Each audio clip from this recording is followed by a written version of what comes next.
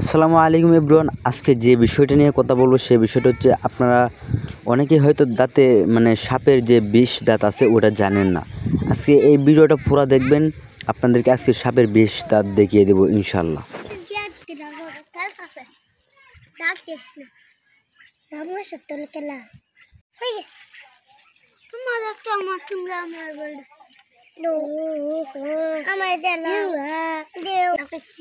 আপনারা একটা জিনিস লক্ষ্য করবেন, সাপের মুখটার দিকে ফলো করুন। সাপের মুখটার দিকে চেয়ে দেখুন, আপনারা এই যে দেখুন যে সাপরা হালকা করে হা করছে, ওটার মাঝে কালো যে জিনিসটা আছে ওটা কিন্তু সাপের জিভ।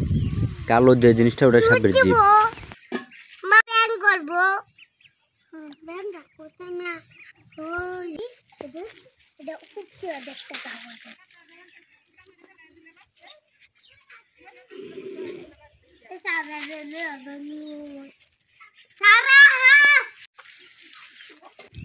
আসলে সাপটা কিন্তু তেমন বিষাক্ত একটি সাপ না।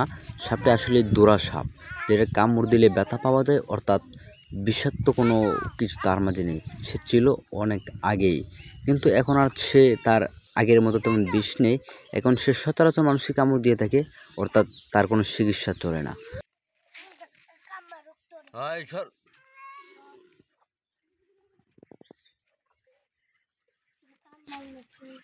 তো ভিউয়ার্স, সাপের বিষয়ে জানতে আমাদের ইউটিউব চ্যানেলটি ফলো করুন, এবং আপনি যদি আমাদের ইউটিউবে নতুন হয়ে থাকেন তাহলে অবশ্যই একটা লাইক দিয়ে যাবেন, আমাদেরকে উৎসাহিত করবেন।